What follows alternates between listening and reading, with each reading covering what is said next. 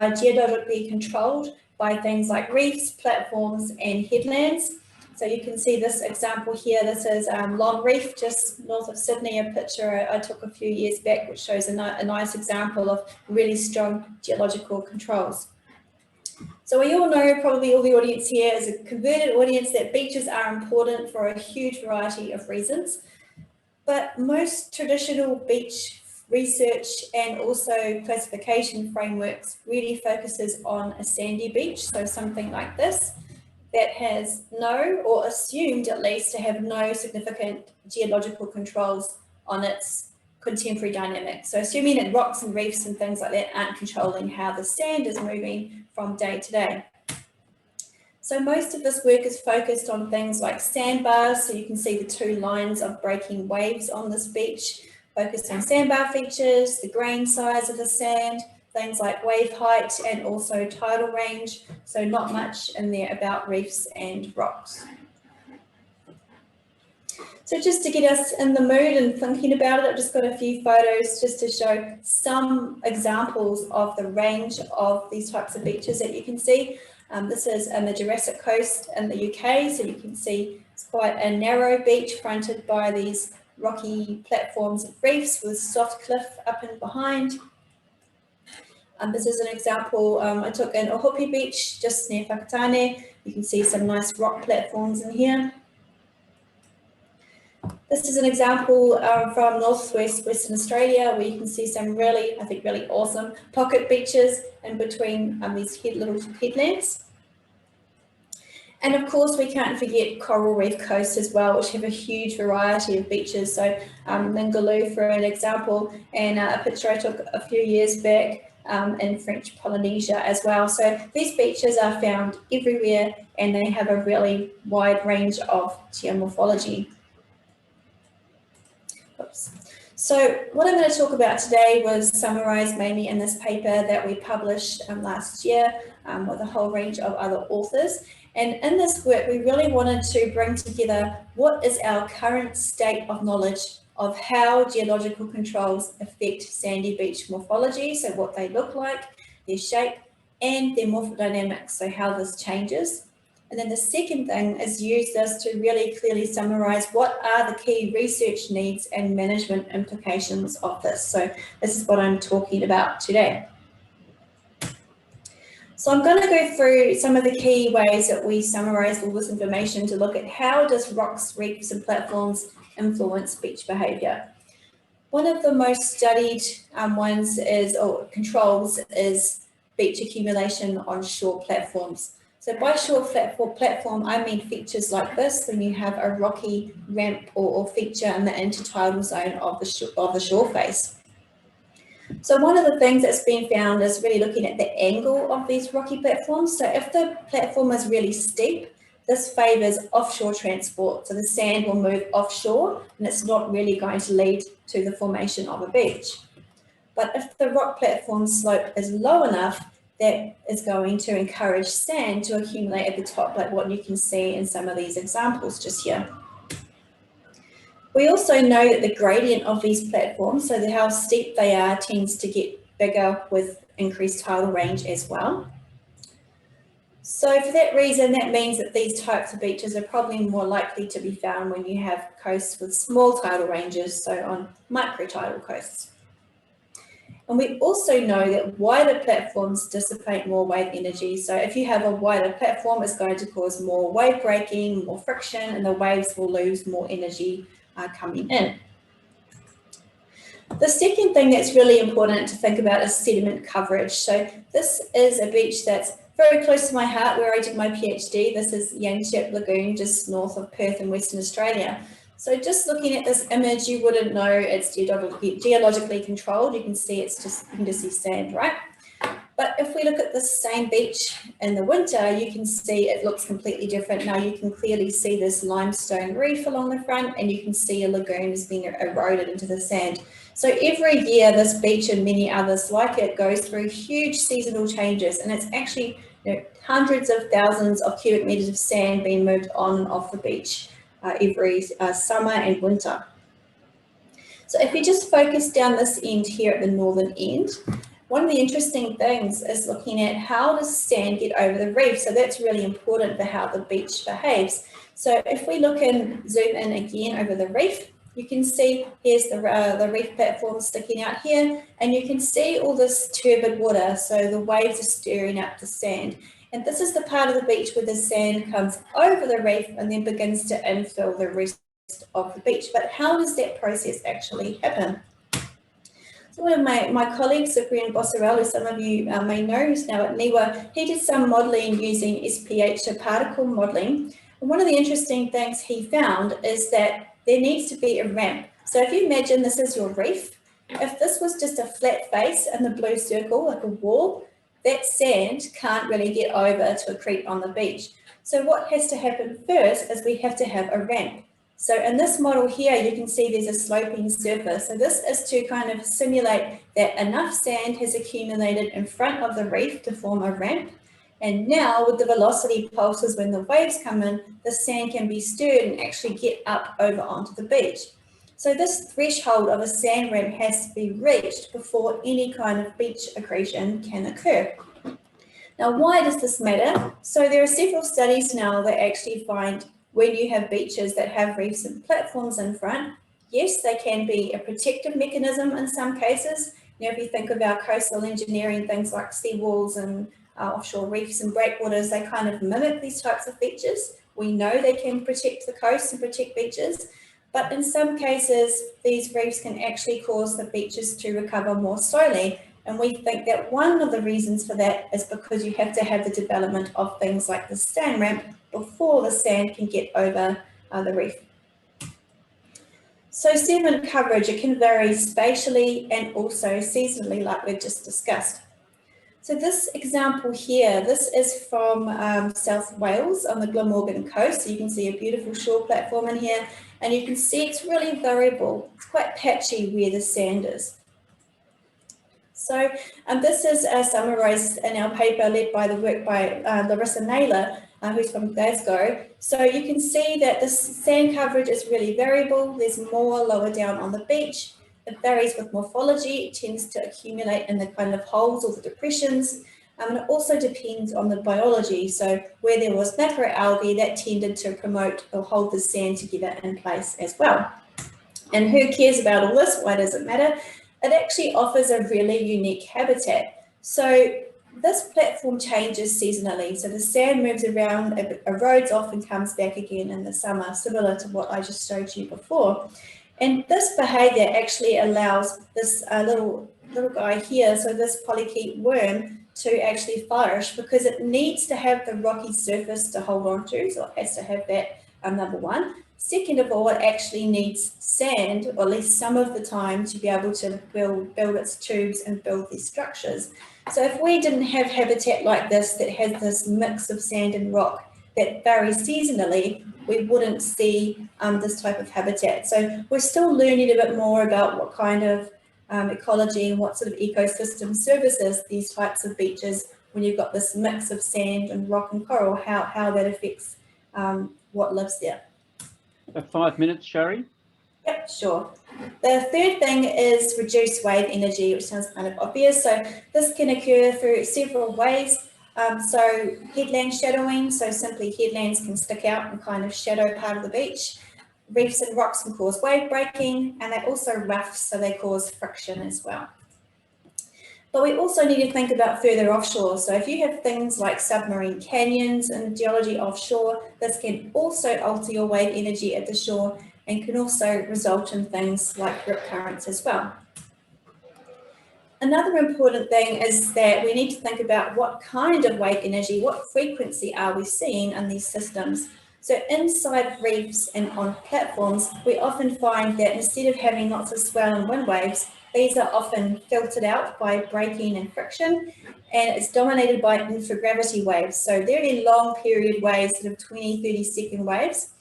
And these can also generate resonance. So, you know, that idea of when you're in the bath as a kid and you rock backwards and forwards and the water kind of starts slopping side to side. So kind of the same thing can happen in these beaches if you have infragravity waves can excite these resonant modes. And that's really important if you're thinking of things like coastal hazards, coastal flooding, particularly on our coral reef coastlines. Number 4, you can get a lot of currents on these types of beaches. So you can get rip currents, which affect the sediment transport, the circulation, the hazards, and also the overall morphodynamics of the beach. So we find rips on beaches that have waves with or without rocks and corals, but some are strongly dependent on the geology. So this includes things like boundary control rips. This is an engineered groin in this case here. You can see a rip coming off here, but we can get the same thing with naturally occurring rock and coral structures. And we can also get things like this, work by Jack McCarroll, so we can get these mega rips. So these grey parts here are rock headlands, and this is a post-storm behaviour. You can actually get huge rips forming against those rock structures as well. And you can also get all sorts of crazy current jets. Again, this is Yanchep, the beach I showed you before. This is the rock reef in here, and this is currents measured with a GPS drifter, so getting quite fast, more than 1 metre per second, and you can see the same current in a model. So that's really important for determining how the beach behaviour all along that beach works in responses to storms and how it recovers as well. Number 5 is beach rotation. So fairly self-explanatory, sand can move to one end of the beach and back again, so the beach can kind of pivot in a middle point. So the sand is not necessarily lost to the system, it just shifts across. So we find this on embayed beaches like these examples you can see here, work by Thomas Fellows. So you can see really big wide embayed beaches, getting more narrow right through to these tiny pocket beaches. You can have beach rotation. So in this paper, we tried to pull together all of this information to develop some conceptual models that could be easily applied. So we have this longshore model, so based on the work by Thomas Fellows you saw before. So we go from open beach where there's 100% free sediment movement right up to highly constrained. So we're going from open beach through to wide embayed beaches through to little pocket beaches up here. And on the other side, we have the cross shore. So same idea, you can have a beach that's just sand, so you've got free sand movement right up to where the beach is completely constrained by the rock or the reef structure. So right at the top, that could be known as a relict beach, for example. So it's kind of got this rocks and it's above the normal day-to-day movements of the water, and then you have all these other cases in between. So just before we summarise, I just want to mention this idea of oscillating geological control.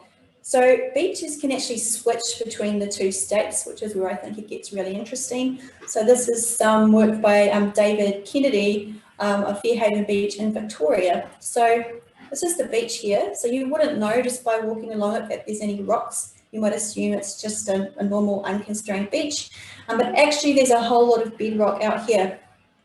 So what this means is during the day-to-day weather, the beach behaves like an unconstrained sandy beach, but during storm conditions, the waves actually break further offshore out here on the bedrock. So during storms, the beach will become geologically controlled, and then it will switch back again during fair conditions. And also the beach profile, you can see this is the bedrock profile down here, and this is the beach profile. Instead of seeing a normal concave beach shape that we expect to see on a sandy beach, this one actually follows the bedrock, so it looks like the shape of the beach is inherited from the bedrock shape. So this is my summary slide, is what does this all mean for management? So we know that engineered structures like reefs, seawalls, groins, all these things are used to control beach erosion and ideally promote stability. But often many of these processes that we find occurring on these sort of natural geologically controlled beaches may not be considered in some cases as much as they could be. So things like rips, non-uniform beach response, and beach rotation. This is of particular importance for beach nourishment. So if this is becoming more and more popular all around the world now, so how do you know if the beach is eroding in the long term or just rotating, showing the importance of understanding the processes? We need to consider the beach profile, so the beach shape is likely to depart from the theoretical models developed for sandy beaches. And how do we quantify the spatial variation due to reefs and rocks? And how do we use that to estimate, how much beach nourishment do we need and what kind of costs are involved? We also need to consider sea level rise. Many of these beaches are quite constrained naturally by the geology, so there's not much space to move back. So we may be quite likely to see coastal squeeze problems and steeper beaches, which will promote further erosion. Finally, we looked at how the beaches can oscillate between unconstrained, like just a sandy beach, and geologically controlled during storms and fair weather. And the recovery stages of these beaches tends to occur during the geologically controlled phase. So I showed you that example of the sand coming up over the rock to fill in the beach. And that's something we don't actually know that much about, that particular process. So my final message is that geologically controlled beaches, first of all, they're cool. Second of all, they're everywhere. And third of all, most models that we have don't work. So thank you.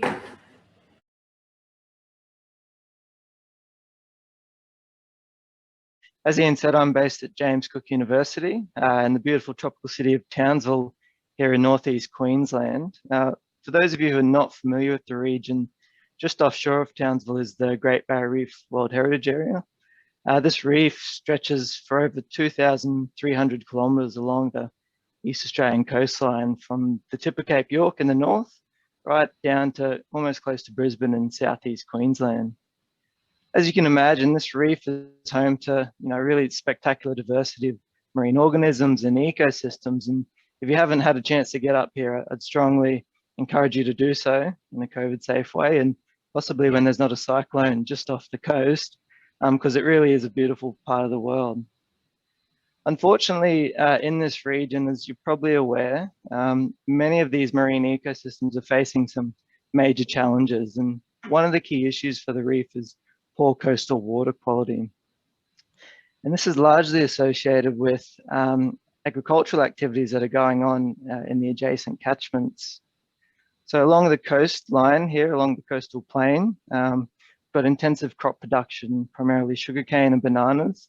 And this is contributing most of the dissolved nutrients, nitrogen, phosphorus, as well as herbicides and pesticides out to the reef. In contrast, Jeff, did you have a presentation for us, or you were just talking? Can you not see the presentation? No, we can't see it. No, sorry. We thought you were just doing your introduction. No, I'm sorry. Technical difficulties. What is going on here? It was saying it's sharing on my screen. No, we can see it. We're getting there now. So you need to, that's it? Yeah.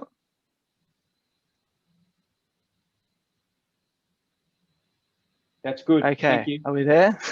Yep. Sorry about that. Yeah. So you've now got onto presenter mode. So just go to display settings.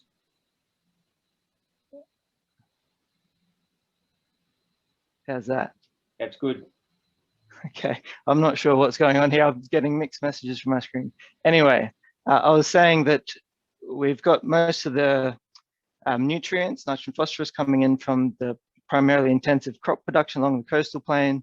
But in contrast here, further up in the catchment, soil erosion is contributing most of the sediments and particulate nutrients out to the reef. So in these rangelands, they take up about 75% of the total GBR catchment area, which spans about 420,000 square kilometres. So it really is a huge area that we're talking about. And in that area, there's about 87,000 kilometres of gully erosion features. So it truly is a major land management challenge in the region. And it really is becoming a major focus of investment for trying to improve land management strategies with the ultimate hope of improving water quality out to the reef. So with all that context in mind, today I'll be giving a talk about some of the work that my team and I have been doing to understand some of the causes, processes, and impacts of gully erosion in these catchments, as well as our ability to map and model these systems. All right, so to illustrate some of this work, I'll specifically be presenting two main case studies. The first case study will look at how we've been using high resolution topographic and landscape data to map hydrological connectivity patterns and pathways in these catchments, and see how they're linked to gully erosion and gully geomorphic change over time. And in the second case study, we'll look at more specifically at some of the effects of different gully rehabilitation strategies on sediment yields and vegetation recovery in these catchments. So I'll move on to this first case study, which is all around hydrological connectivity.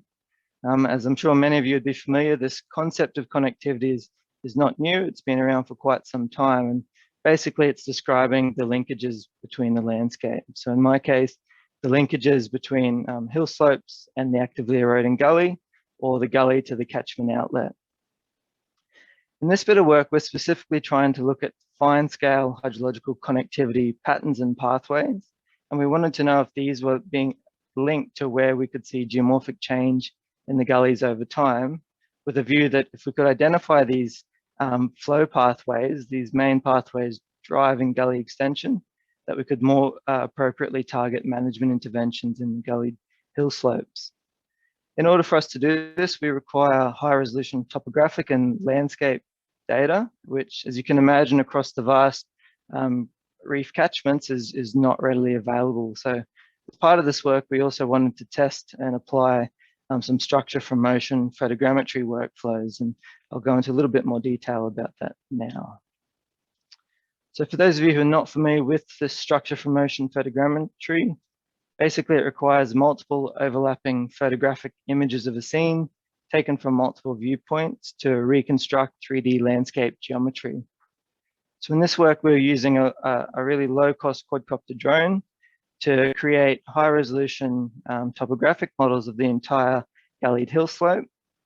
And we're also undertaking ground-based surveys using a handheld DSLR or digital camera.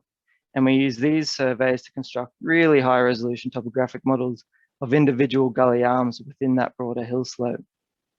Additional output from this structure from motion photogrammetry are these high-resolution orthophoto mosaics, which are really useful in that they allow us to look at some of the other landscape and land management factors that might be influencing gully change over time. So in this study, we undertook repeat drone and ground-based surveys between 2016 and 2018. We then used that data to quantify gully geomorphic change over time and describe some of the key within channel erosion processes. And then finally, we wanted to use that data to quantify the hydrological connectivity. And to do this connectivity, we used what's known as the index of connectivity, which is largely topographically based, and it considers the characteristics of the drainage area leading to our gully, so things like the area, the slope, and the roughness, as well as the flow path length that a particle would have to travel to arrive at a target, so in our case, the gully. So hopefully this video is working. What we're looking at here is a three-dimensional model of derived from our drone-based survey. So all of this area here is derived from the drone images, and we use this to look at some of the catchment characteristics that might be influencing the gully. So the slope, the area, the roughness, as well as the presence of features like roads and trails. What we're moving into here is a really high-resolution three-dimensional model derived from the ground-based survey. So essentially me walking around the gully, taking a whole heap of photographs in a systematic pattern, and you'll note the significant step up in the clarity of features being reconstructed. Having this really high resolution data is really useful because it allows us to look at some of the key within channel erosion processes that are driving this gully expansion, and to accurately quantify the geomorphic change over time. So you can see structure from motion produces some really pretty, really nice looking three-dimensional models. But before we could really use this data, we wanted to make sure that it was giving us some accurate results. So at the time of every survey, we also take a large number of independent RTK GPS validation points, which are shown by these dots here. And we compare the elevation of those points to those that we extract from our drone or ground-based DEMs. And what we found after a fair amount of methodological trial and errors, we're pretty consistently getting overall elevation errors of around 9 centimeters for our drone-based surveys and about 5 centimeters for our ground-based surveys. So this is quite comparable to what you can get from LiDAR, but obviously at a much lower cost, which makes this method quite attractive to regional catchment bodies, as well as even landholders, are able to do this type of work with some instruction. Right, so now that we had some confidence in our topographic models, we wanted to quantify geomorphic change. So these two maps are showing geomorphic change over a couple of wet seasons, with red indicating erosion. And what we find at most of our study sites, which are these hill slope gullies, most of the erosion's occurring at the gully head through primarily mass wasting processes, but we're also getting some rilling and fluting along the gully edges, as well as some channel bed scour. Okay, then once we get our drone-based DEM of the elevation model of the entire hill slope, we then use some pretty simple flow routing algorithms to look at the hydrological flow pathways. And doing this is really useful because it allowed us to have a look at the spatially explicit identification of where gully extension is most likely to occur as a result of overland flow. At all of our study sites, the points where these flow pathways, shown by these yellow lines, intersected our gullies, corresponded to where we're seeing observed geomorphic change over time. So this is quite useful from a management perspective in that it allows us to focus in on specific areas or parts of the gully and parts of the hill slope that are most important for that gully extension. Then by overlaying these flow paths over these high resolution orthophoto mosaics, we can then have a look at some of the other landscape factors that might be influencing the gully. So in most of our study sites, we found that these bare and scalded areas, roads and cattle trails are really important runoff source areas, as well as these hydrological conduits driving gully extension. For example, at this site, we found direct linkages between this unpaved road and an actively eroding gully off to the side here. But we can also clearly see how these cattle trails, which are widespread across these landscapes, can capture and reorientate overland flow. And finally, by applying this index of connectivity, we can more clearly demarcate which specific parts of the hill slope are actually most connected to the gully network. So in this map, red is showing relatively high connectivity to the gully, and blue is indicating relatively low connectivity. And as you would expect, as you move away from the gully, connectivity progressively decreases. Across the hill slope, however, we do get these thin lines of really high connectivity being clearly demarcated. So these are indicating the primary flow pathways that are routing water and a bit of sediment toward these gully heads. And therefore, if we're thinking about management, where specifically we should be focusing in on our efforts. All right, so that was a rapid run through that first case study on connectivity. What I'm now going to run through quickly is more specifically looking at some of the long-term effects of fairly low-cost gully rehabilitation measures on sediment yields and also vegetation recovery in some of these systems. 5 minutes, please, Jack. Yep. So in this study, we monitored 6 gullies between 2010 and 2018. 4 of the gullies served as untreated control gullies. 2 of the gullies were exposed to treatments.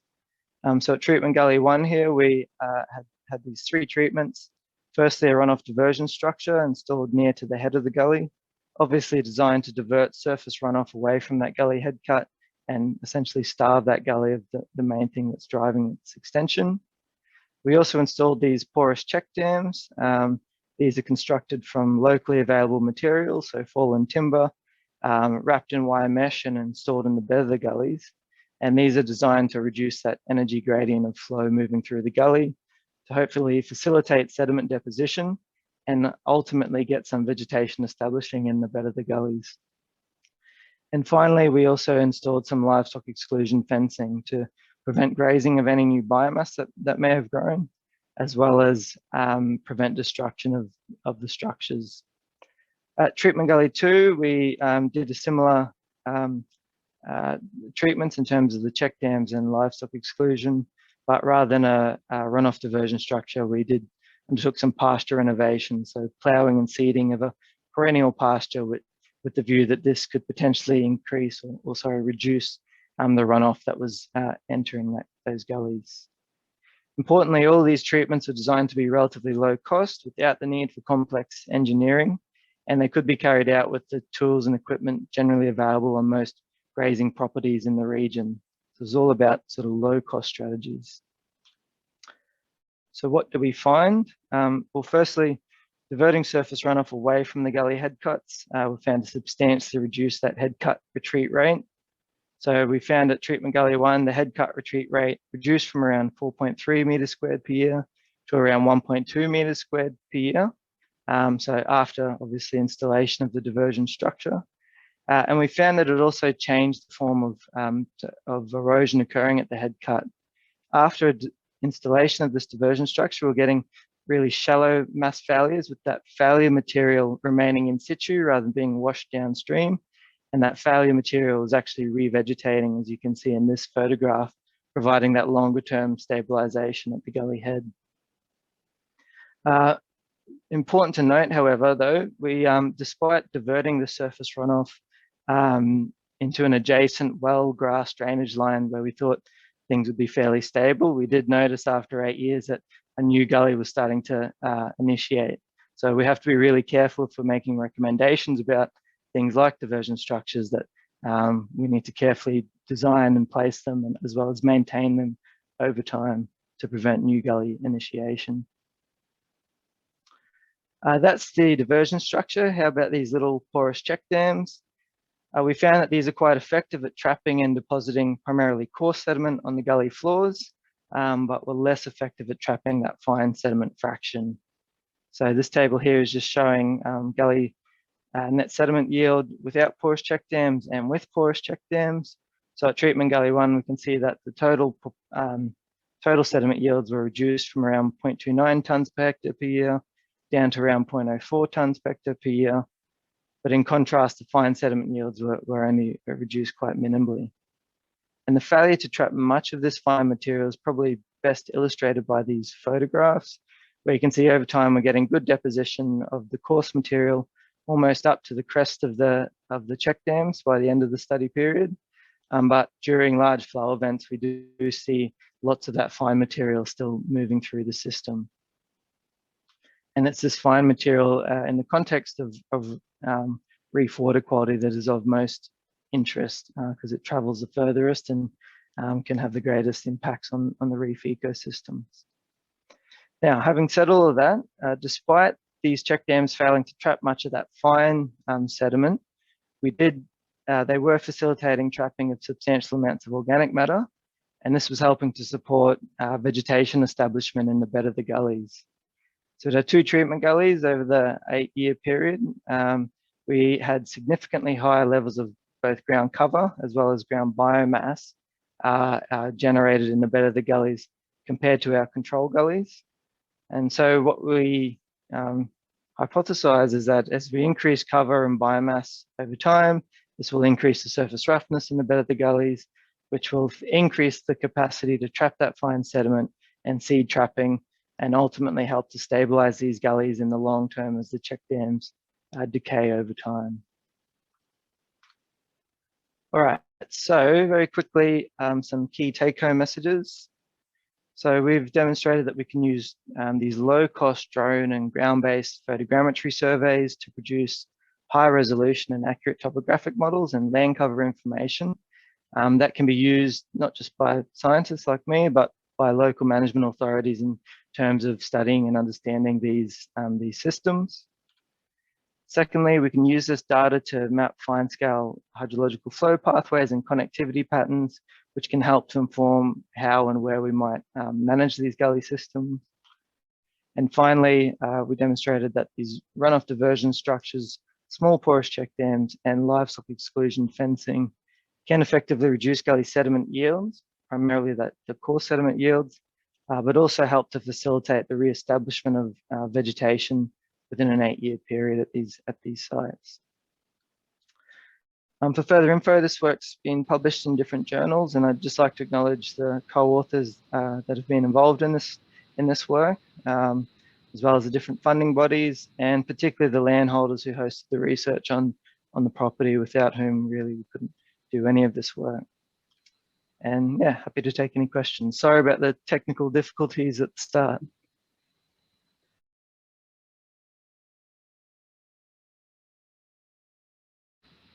Well, yeah, nice to meet everybody virtually. My name is Shari McSweeney, and I'm a lecturer in coastal geomorphology at Melbourne University. So today I'm going to present on some recent fieldwork and research I've been doing with my colleagues at Melbourne Uni, focusing on geomorphic change during estuary entrance openings. So my work focuses on intermittently open and closed estuaries. So these are estuaries which at some times are open to the ocean and at other times they're closed. So you can see in these pictures here, we have the differences in entrance state. So on this side here, we have the estuary closed. So it's separated in this case by a sandbar, which is formed across the mouth. And that happens when we have high relative wave energy compared to the flow that's coming from the catchment and trying to push through that channel. And on the flip side, we have entrances which open. The opening happens when we have high river flow coming from the catchment, and essentially that's working harder than the transport onshore from waves, so it's able to breach through the berm. So because these systems need those kind of competing forces of wave energy and flow, they're found on wave-dominated coasts around the world, and also on rivers which have generally low discharges or variable flow regimes. So they need the kind of consistent high wave energy in order to continually bring sand on to build a berm across the mouth. And variability in river flow facilitates that to open and close. So a while back, we did a kind of a large scale study looking at the global distribution of these estuaries. And they're actually a bit more common than you would think. So there's over 1,400 globally. And in Australia and New Zealand, there's about 25% of the global total. So they're quite common on the east coast of Australia, throughout New South Wales and in Victoria. And also on the South Island east coast of New Zealand, where they're called Hapua and Waituna systems. So all up, these estuaries comprise about 15% of all estuaries on microtidal coasts. And in terms of where they're distributed, they're concentrated in the mid-latitudes, where we have temperate and semi-arid climate zones. So again, that's locations where we tend to have variability in rainfall and river flow. So when these estuaries close off to the ocean, as you can see in this picture here with the sandbar far in the distance, any water that's coming in from the catchment is going to accumulate behind the berm. So as we have over time inflow from rainfall and rivers, that's going to keep rising. And so that has a management implication. As we know, people like to build on floodplains and around pretty sites like estuary lagoons. So what this photo is showing here is a campsite in East Victoria. And this is the site here. So over time, this has become flooded as water levels have risen. And so what people do to try to reduce that flooding is councils in particular will come in and artificially dredge a channel through the berm. So these are called artificial openings in Victoria. And what's really cool about this from a geomorphic perspective is that we get really high rates of change. So this example here was taken at the Eyre River, which is in West Victoria in 2014. And within 30 minutes of this channel being dug throughout the center of the berm, it's starting to flow out really quickly, and it's also rapidly incising and widening. In the 6 hours after opening photo at the bottom here, it's got to about 60 meters wide. We have velocities flowing out at about 5 meters per second.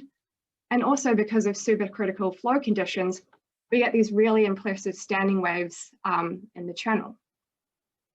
So that's what a lot of my work focuses on, trying to use or trying to capture that geomorphic change and link what's happening at the mouth to what's happening in the basin.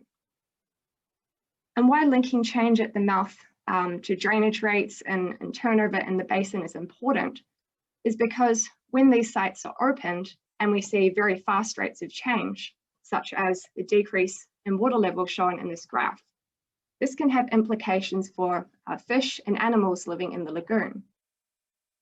So quite oftentimes, if these estuaries are opened when they're stratified, we can see the loss of the rich oxygenated water on top, which leaves behind the kind of gross and stagnant water without much oxygen.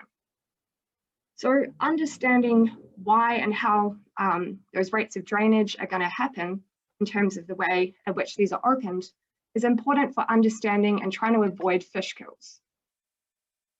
Another management aspect of these openings is that sometimes they can fail.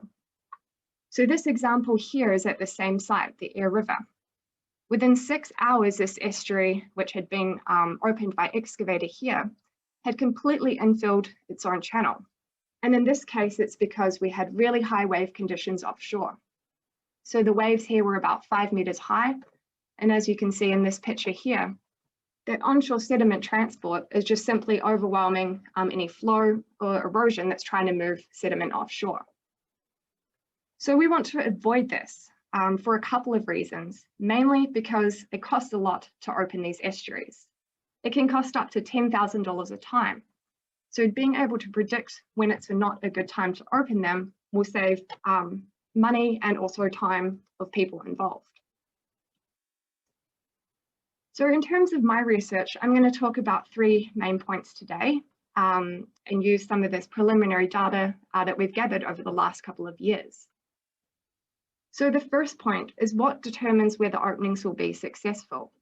So just like that example there that had shut off within a day, how can we predict when estuaries will remain open past the point of excavation? Our second idea is, can we predict how long estuaries will stay open for?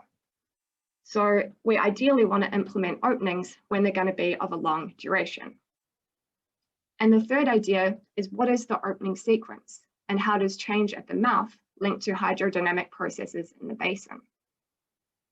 So kind of a theme that underpins my research is gathering information that can assist with management decisions. So answering these types of questions and feeding that information back to CMAs and managers hopefully can, develop a better understanding of what change will occur and help us to stop spending so much money opening these at the wrong time or having things like fish kills happen. So my first research question here is, what determines whether openings will be successful? And so in terms of being successful, I mean that once it's been excavated, it will maintain a connection to the ocean. And also in terms of what managers want to achieve, it's going to drain the basin and reduce the water level and flooding. So at the moment, at least in Victoria, and I think a lot of New South Wales as well, the decision whether to open these estuaries or not is largely based on the water level and wave height. So openings are generally avoided when we have high waves. That's because we know that will essentially bring on large volumes of sand and close them up pretty quickly. The other reason, or the other kind of basis for decision making, is water level. So usually when estuaries reach a certain trigger height or certain infrastructure becomes inundated, that's when councils will start thinking about opening them. And there's also pressure from landholders and locals who don't want their properties inundated by floodwaters. But this doesn't always work. So as we saw before from those pictures at the Eyre River, even sometimes under optimum conditions, openings can still fail. So that case had high waves. So we would hopefully be able to think that's not a good time to open. But just looking at an example here, Curdy's Inlet in Victoria, we have 2 openings that happened a day apart, and one of them worked and one didn't. So looking first at the one that didn't work, happened on the 16th of June, 2019. It was opened with kind of moderate wave heights, about 2.4 meters offshore, and the water level in the basin was 1.33 meters. But that opening didn't work. We were out in the field trying to gather information, all excited about seeing some really rapid rates of change. And then within 2 hours, the entrance had kind of silted up and the outflow was reduced to a trickle. The next day, however, they came in and opened it again. So 12 hours after opening, as you can see in that photo, it's really different. It's ripping out at about 4 meters per second, and the entrance is about 50 meters wide. So my work is trying to look at basically what causes the difference. How can we predict whether an opening is going to work or if it's going to close again straight away? And so just using those 2 examples again here, the one that failed on the 16th and worked the next day on the 17th. So we looked at a variety of factors to think about why this might not work. And so keeping in mind that the decision to open is usually just based on the water level. So our work kind of hypothesizes at the moment that we can predict whether an opening will be successful or not based on a parameter called the hydraulic gradient. You might have heard of it for groundwater studies. So essentially what that is the head or vertical difference in water level between the estuary and the ocean, in our case, in the nearshore based on the tidal elevation, divided by the length of the berm. So essentially that's representing the energy gradient, the slope, or basically how far and how over what height the water has to flow out to the ocean. So looking at our opening number 1 that failed here, we calculate it from these parameters here, and it comes up with a gradient of 0.015, which kind of equates to about a 1 in 65 slope. So shown on this bottom graph here is when the opening was undertaken. Another important thing is that they opened this on a rising tide. So essentially what was happening is that the water level of the ocean was coming up, and it was even further decreasing the head and essentially the gradient as well. If we move to our second example, the day after, which worked, what we have that's changed is we have a slightly shorter berm, partly because our water level increased a little bit overnight, and also due to the cut that they made through the channel. We have at the time a slightly lower tide, so having a higher water level and a lower tide is increasing the head distance. And so those two parameters equate to a steeper slope or a higher gradient. And when we look at the timing of when they opened it as well, they did this on a falling tide. So that further increased the head difference and gave it more potential energy, which translates in this case to a more successful opening. So we're trying to start to put some numbers on these things and use this to help managers predict when are good times to open and when aren't. And the kind of beauty of this is that all they need to be able to do this based on our empirical relationships is a measure of the water elevation of the lagoon, the tidal level, and the length of the berm. And from that, they can calculate the hydraulic gradient. So at the moment, we've got a data set of about 102 openings from all around the world. And for this work, they're all on similar kind of sandy systems. So we're not taking into account changes in grain size. But we're starting to pull out these different zones of success, a zone of risk here, where we have a bit of overlap, and then values at which openings are likely to fail. So the hope is we can convert that into a decision supports tool for managers that will reduce the need for re-implementation and having openings that aren't successful. My second point I'm going to talk about is, can we predict how long these estuaries will stay open for? So if we were to go about doing this in an ideal world, we'd want to have a measure of flow or ebb tidal currents at the mouth, and also sediment transport from the ocean side, so nearshore wave conditions, right at that mouth point. But that's really hard in practice. It's difficult to instrument these estuaries, they're always changing, and things like that really make this not possible in practice. So we took this a step back, trying to think about kind of geomorphic reasons or ways that we could go about predicting that net balance of onshore versus offshore transport at the mouth. And so we came up with an idea. Sorry? 5 minutes. Cool. We came up with the idea that it's competing energies. So stream power can represent this from the catchment side, and wave power can represent that from the ocean side. So we have a driving and a resisting force. In terms of trying to drive an opening, it's energy from the catchment. And in terms of trying to resist that and close it, it's energy and sand coming from the ocean side. So this isn't perfect. We have a bit of work to do on this, and mainly trying to incorporate a way in which we can include tides in this.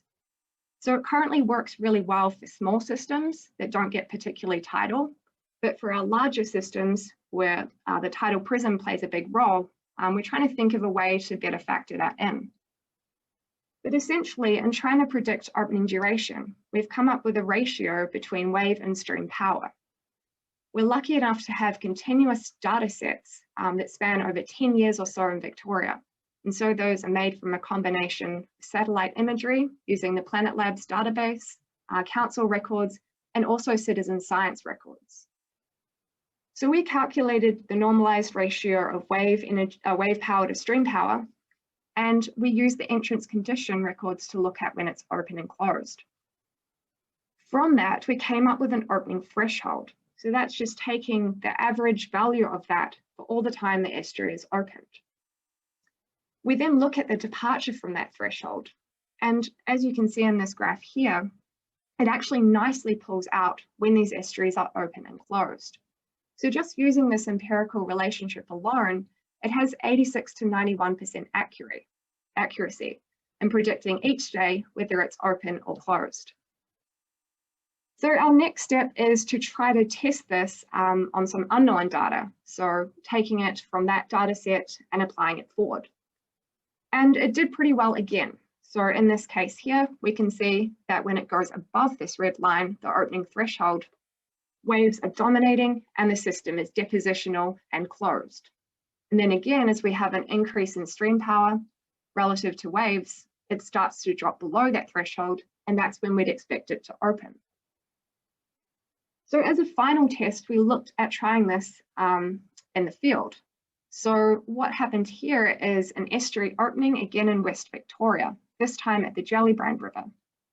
So it was opened on the 29th, and this is our ratio, or a departure from our ratio threshold here. So if anything was above this red line, which is our opening threshold, that means wave power is winning and it should be trending towards being depositional. Anything below here is good. It means that stream power is winning and it's likely to keep open. So this shows the water level graph as well that happened after this opening. So it was opened at a pretty good time. We had good river flow relative to wave energy. It kept having pretty good flow there for a while. On the 3rd of April here, you can see some pretty strong discharge coming out. But if we jump forward to the 5th of April here, we had a slight increase, so we can see it trending towards deposition. And as evidence of that in this photo, you can see the sandbar building across the mouth. And then we had further increases in relative wave power, and so again, the entrance continued to accrete. What isn't shown on this graph is the next day when the system actually shut off. So even though we didn't quite capture it, we were pretty close. And my last point to talk about is what is the opening sequence? Is it the same for all estuaries? And how does change in entrance morphology, things like the width, the depth, cross-sectional area, and discharge, influence processes in the basin? So there hasn't been a lot of work done on this, mainly because it's really difficult to get this data. But this here is showing an example of the kind of change we'd expect to happen taken from a flume study. So this y-axis here is showing the value relative to its maximum, so highest being 1 and lowest being 0. So according to this, we should see these nice smooth lines, these trends and changes in these variables over time. And so we wanted to test that in the field. And so what we did is we went out to artificial estuary openings. We took measures of the cross-section, velocity, discharge. We related that back to changes in water level in the basin. We also looked at changes in physiochemistry of the water, so things like salinity and dissolved oxygen. And we tried to relate that change of things happening in the basin to the rates and magnitude of expansion at the mouth. So to do this, we focused in this area here called the inlet throat, which is where we'd expect to see the highest rates of change. So the fastest outflow and the most expansion of the channel. And so as expected, our field data shows that there's natural variability between sites. So I won't go into this in too much detail, but we have water level. So starting from opening through to drainage, changes in the channel bed elevation. So they're all incising over time, but it's happening over different timescales. Discharge at the mouth is different both in its magnitude and the timing of which it hits its peak. And channel width here as well, again showing different rates of change and magnitude between sites. So we're in the process of kind of examining why these are different, and also if we scale it by drainage time, if they become more similar. And so it's largely driven at the moment, we think, by differences in size and morphology. But just the last couple of points, what else happens in the basin when these estuaries are open, and how can we link that to change at the mouth? So we've picked up on the fact that we see infragravity reefs reaching up to 2 k's upstream. So these are shown here, this is the wave height. And these are really low frequency waves, in this case up to 10 millimeters high, which are pushing upstream. So the mouth is filtering out high frequency waves and leaving these oscillations going up into the basin. So that's related to changes in mouth morphology. They tend to be higher energy when the mouth is bigger and wider. And that has implications upstream for things like mixing, the transfer of energy, and also potentially bank erosion. So if we have low frequency waves coming up and saturating the banks and then going down again, that could be a potential driver of erosion up in the basin. And so these change in terms of frequency and magnitude upstream. And lastly, we see changes in physiochemical conditions in the basin. So this is work from my honours student, Callum Edwards, last year. And so he went and did depth profiles looking at the change in a variety of parameters. Shown here is salinity and dissolved oxygen. And what we found that was really cool is it's not just the shearing and loss of fresh water off the top of the water column, but we also have mixing upstream. And that's related to velocity. So at the peak of discharge an area at the mouth here, we picked up velocities up to 2.5 or 0.25 meters per second at the top 20% of the water column. So that resulted potentially in this, the estuary water profile becoming more uniform instead of losing that top layer. And here's just an example of how that can happen. So you can see that we're having this really strong drainage, we're having the pull of sediment, and that possibly is transferring turbulence back into the basin. That might be a reason for that.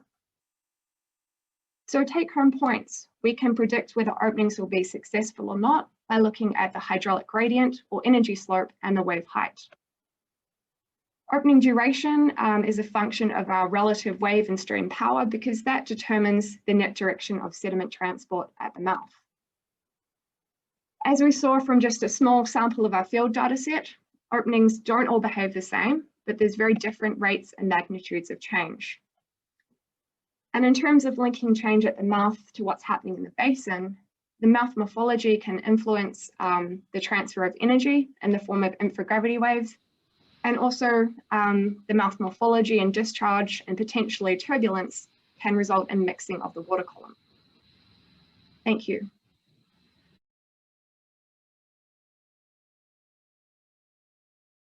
Good, thank you. Great, thanks. Thank you, Ian, and to the previous talks. Yeah, as Ian said, my name is Alex Sims, and I'm going to be talking about catchment scale sediment pulse dynamics, so the movement of these big pulses of sediment downstream. And it's primarily a talk about conceptual models, how we think about this at a big scale, which of course has big implications for how we manage the impacts of an increase in sediment supply such as this, and also for how we do the more detailed modelling, whether that be sediment budgets or other things that flow from this. But this is the kind of ideas that sit above it. And I'd just like to acknowledge the support of the Grinnell Hopkins CMA, who sponsored much of the work that I did here, which was for my PhD. So when I say catchment scale sediment pulse, what actually causes this massive increase in sediment supply? Well, it can come from both natural and anthropogenic or human-caused instances. A great example of one of the natural ones is co-seismic landsliding, and there's a stunning shot at the top there of landslides in the Kaikoura Range in 2016 after a large earthquake there. And we see this same kind of pattern play out in mountain ranges around the world: Kashmir 2005, Wenchuan in China 2008, and then in Nepal 2015. So this delivers huge volumes of coarse sediment across a network of tributaries before they make their way to the trunk stream. We can also see similar large pulses come from the likes of alluvial fans, so natural features that might have a renewed phase of activity. This is an example from the Dart River, Te Horo landslide there, which had a big increase in sediment delivered to the fan in 2015 after a rainstorm. So there was no earthquake that triggered this. It was a storm that probably just tipped it over the threshold, and you can see how that massive increase in sediment has drowned out that forest and resulted in die-off there. So this is pretty fine material that was delivered to this very large system, the Braided River, and that sediment was then processed downstream by the floods.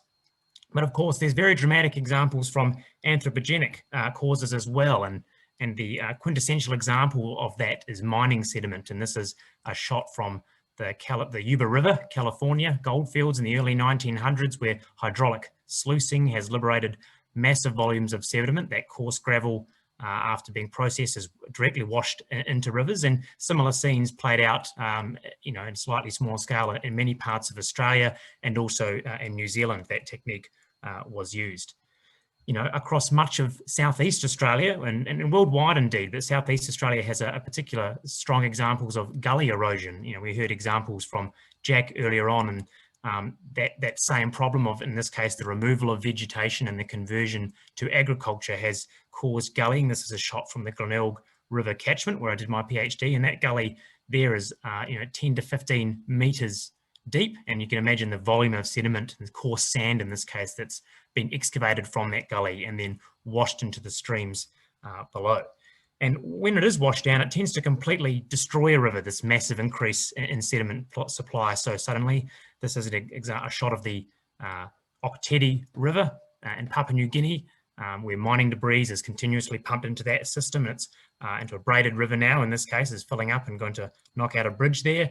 This is a tailing dams failure from the Samarco tailings dam in 2015 in Brazil, which let an enormous wave of sludge, effectively quite fine material, a tailings dam downstream, and you can see the elevation scar line in the valley where it's stripped away and coated the valley walls there as well. So 16 people lost their lives in that particular pulsed input of sediment.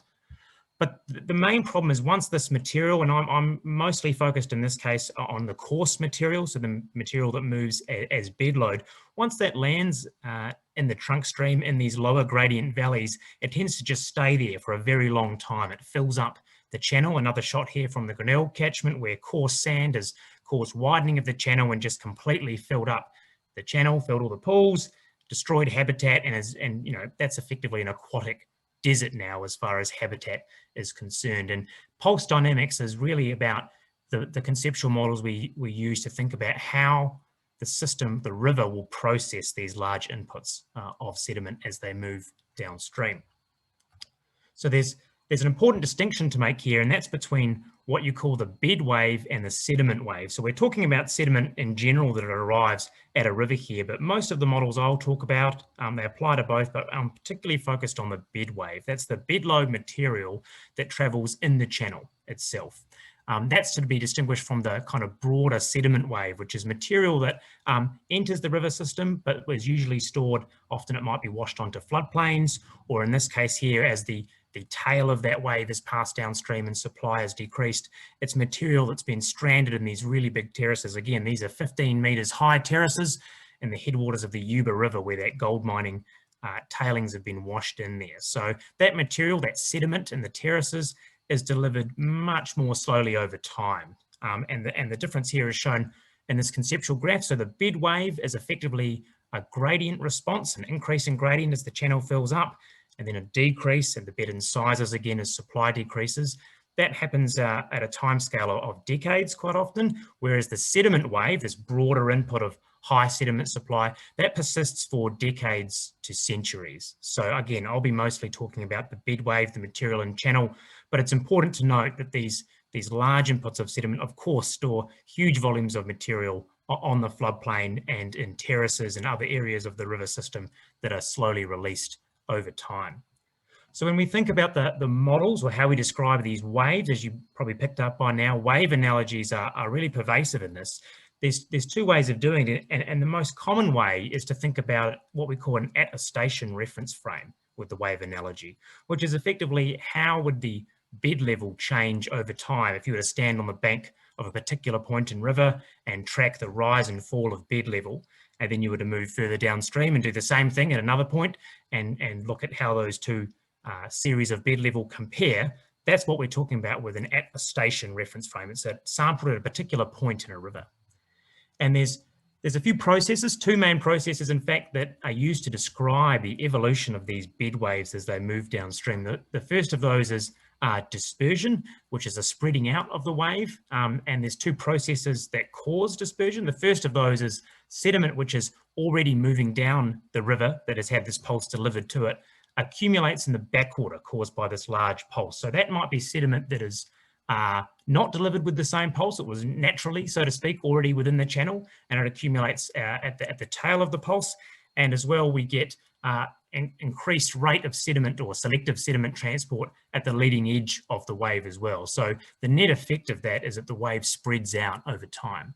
And that's to distinguish from translation, which is simply the downstream movement of the wave with no real change in wave shape, if you will. So really what we get is a combination of the two, is dispersion and translation. So as you would track movement from upstream, the next point downstream, and then the third point downstream, you'll see this wave dispersed. Dispersion tends to be the dominant mechanism here. It seems to be a rare few cases where we get pure translation. I guess a migrating sand dune is probably a good example of pure translation. Very rare on the large scale that I'm talking about. So that works very well at the reach scale, and that's been extensively studied in the field and in flumes, and many numerical models can be used to predict how that would happen. But when we start, and the cutting edge, I guess, for kind of coupling that thinking together is to use something like a sediment routing model that has a whole lot of reference points, a lot of at-a-station observations spread throughout a catchment. And, you know, of course, we can look at the ratio of translation to dispersion when we factor in things like, you know, pulses merging together or differences in transport capacity along the river and changes in storage. Again, that bed pulse may lose some material to the floodplain, or it may be stored in bars that get vegetated within it. So it kind of decreases the height, if you will, or the total size of that wave. But these models tend to result in very, very complex interactions between that. So this is just the cutting edge of how to think about pulses with a model when you're looking at it, but it's still a series of at-a-station observations. So that works pretty well for that. But what I'd like to talk about now is the alternative to that, which is longitudinal reference frame, or when we say, okay, rather than look at several stations in a river, let's look at the whole river at once at a single snapshot in time. And this brings in the ideas of these contrast and reaches, where in reaches we might have transport being dominated, where sediment moves through those reaches very quickly. We might have low gradient storage zones where sediment tends to accumulate. These patterns exist in all catchments, and then a sediment pulse is superimposed on top of that. And a great example, I mean, I just took this one here from the northeast coast of the North Island, where gullying upstream, you've got very localized sources for some of these gullies in the rivers here, tend to result, as you can see, and you've got these big storage zones, and then you have these very narrow zones where there's very little sediment, where it's constricted. So these are catchment scale controls. You know, it's a geological control, in that it's the topography of the catchment that has been co-evolved with the river, but as far as the pulse is concerned, it's been inherited, and they play a really big role in determining how sediment can move between what are effectively different compartments. So we can see that very clearly in an aerial, but the challenge, of course, is to make that as rigorous in terms of our actual observations. We don't have many examples of that, and that's what I'm going to talk about in a moment. So these two reference frames, I guess, are effectively a trade-off. So at a station, as I said, many observations over time. We're tracking how bed level changes over time, but we're only really taking it by virtue of practicality at a few points in the catchment, usually where there's a bridge or there might be a gauging station or something like that. We're kind of observing pulse movement more directly in that case.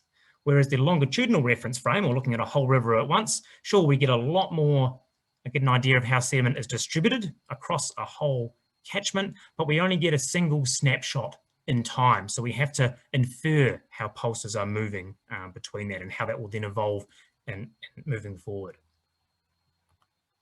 So I'd like to now talk about some work I did mapping these catchment scale bed waves in the Grinnell River in southeast Australia, which was an attempt to kind of address this second point here with something a little more rigorous, with some more data to support it, rather than simply a kind of numerical model that might be used in the past. So the Glenelg River is located in the west of Victoria, and it's a good example of these systems where land use change and erosion has generated these massive increases in sediment supply. The gullying you see on the top right, as I said, is an example of the kinds of gullies that have formed. Those red lines you can see are the tributaries that drain the Dundas tablelands and deliver these huge pulses of coarse sand, in this case, to the Glenelg River.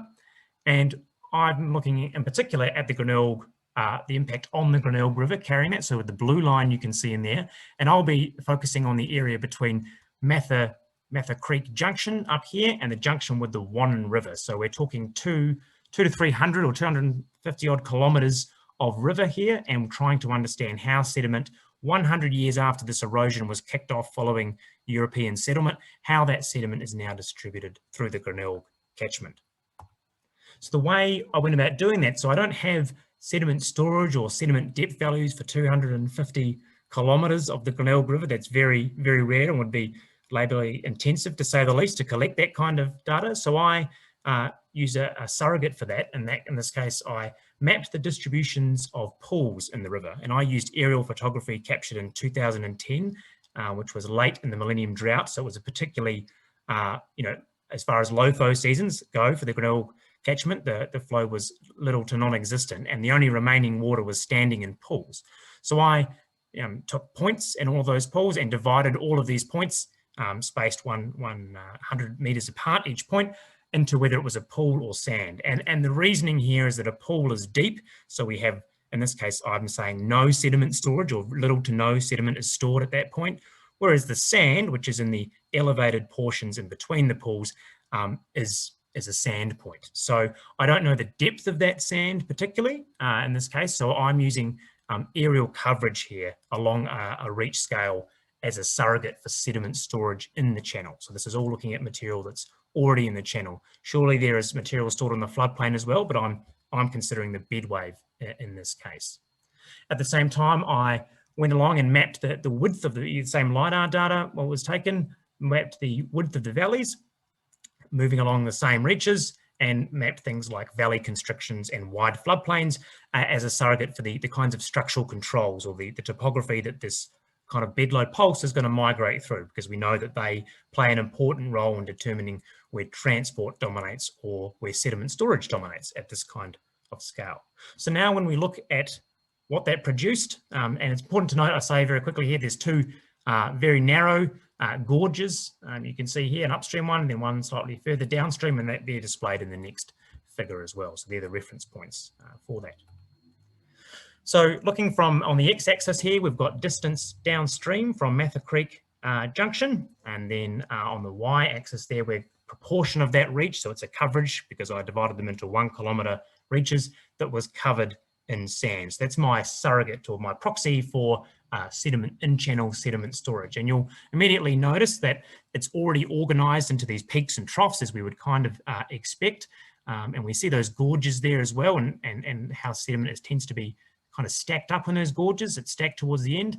And then on the top there, you'll see these are these large tributaries which are inputting sediment into the system. So it's important to note that there's some correlation between the sediment input and the resulting rise and fall of storage, but we're not just seeing a single wave or a single waveform replicated with each of those tributaries. It's a lot more complicated. And the mapping that we did of the structure of the catchment shows us that each of those points roughly coincides, depending how you average. That's a moving average we're looking at there, with a valley constriction. So we're seeing that sand is very low between constrictions. The coverage within these kind of compartments is very low, and then it peaks to complete coverage and coincides with those constrictions. And you can see that's true of most of the way along here, along the river, but especially true in this very sharp increase in sand coverage behind this constriction here. And these constrictions, this is what they look like. So this is just upstream of that upper gorge where we're looking in the catchment now. So you can see those green arrows showing where the valley rapidly narrows in the gorge downstream, which kind of pinches off the floodplain. There's another one you can see just here as well. It's important to note, when I looked really closely at the LiDAR, these constrictions, they narrow the floodplain, but most of them don't result in a change in channel width. So the channel has adjusted, or at least moves through these constrictions without being constrained, whereas the floodplain, of course, rapidly narrows at each of those. And there's more of them down. 5 minutes, Alex. Thanks, Ian. Rapidly narrows as we move downstream. So these constrictions are present throughout the catchment and are readily identifiable in the LiDAR data that you can see there. So I said that when we use these kind of longitudinal models, we use it to infer pulse dynamics or pulse movement, because right now we have the resulting storage 100 years after sediment was started being delivered to the system here. And when we look at it, what's really happening is we're having very high concentrations up against valley walls, and then lower concentrations within these compartments. So sediment is stacking up against these constrictions as it moves. So I hypothesize that's, which is others have worked in these kind of structural controls before, that these constrictions are really controlling are a limit on sediment flux, or on the movement of sediment between these kinds of storage compartments. And it's important to note that they're limiting movement of the bed wave of sediment in the channel, even though they mostly just constrict the floodplain. So the reason behind that, why something that constricts the floodplain can limit sediment movement in the channel, which as far as the reference frame of the channel gone is largely unchanged, is due to the hydrology of the system. And that's because large floods tend to dominate in the Glenelg River because the river is regulated. So all of those bankful flows that you would see in between have been kind of knocked out of the system, and they would normally be responsible for dispersing sand, through these constrictions between these different compartments. Instead, these flood waves pass through, and as they do, they enter a compartment and they have high stream power, and they tend to shunt sand towards the end of that compartment as they move downstream, and then they reach this constriction and they create a large backwater. So that's kind of the same mechanism that we saw with the reach scale, with the dispersion, building it in an upstream direction. So this is not true dispersion, but it's the same mechanism of a backwater trapping sediment. And that constriction, of course, means that that limits the amount of sediment that can be transported, because the floodwater cannot force through that narrow gap in the valley. So there it is, just the hydrology of the system there. We don't have, this is a pre-regulation in the blue line, and then post-regulation. So we're knocking out, you can see they converge at these high discharges that we have flood, and the low flow has been affected less down here. But these middle flows, which dispersed the highly mobile sand sediment in the system, have been decreased in frequency. So I'm proposing that one way to think about this, is now we're inferring back to these kind of wave analogies and pulse dynamics, is to think of these systems as standing waves. A standing wave, we saw some great examples of standing dunes in Sarah's great presentation earlier on, which is just, it's effectively a bed form. So we have sediment fluxing between these storage zones, between the peaks of these waves, but the signal in the bed, in this case, it's the storage in the bed, remains the same. So, this is one way to think about how we'll conceptualize bed load pulse movement when we have some data across an entire catchment as a wave, as a series of standing waves that perch around these constrictions. And those waves are, the peak of those waves in this case, are held in place by those constrictions. And we would expect over time, as the supply of sediment from the catchment declines, for these waves to be destroyed or to be emptied out from an upstream direction to downstream. So these waves up here will be the first we would expect to have a decrease. So this is a baseline we can build on. This is just one example of a proxy we can use for sediment storage. Hopefully we can get more snapshots in time like this as our abilities with remote sensing data get so much better. So in conclusion, wave analogies work very well at the reach scale, where dispersion dominates, and there's a lot of numerical methods we can use to show how waves would disperse. Structural controls dominate at the catchment scale, and when we think about those catchment scale controls, when we view sediment storage patterns along an entire river, we can infer catchment scale pulse dynamics rather than just the zones, but how these are coupled together. I've used pool mapping in this case to infer sediment storage, but there are many other ways you could do that if you could get depths of sediment or the like. And in the case of the Glenelg River, it's the interaction between these valley constrictions and then the dominant floods that have led to the formation of what I'm terming a standing wave here. So thanks for your time, and happy to take any questions.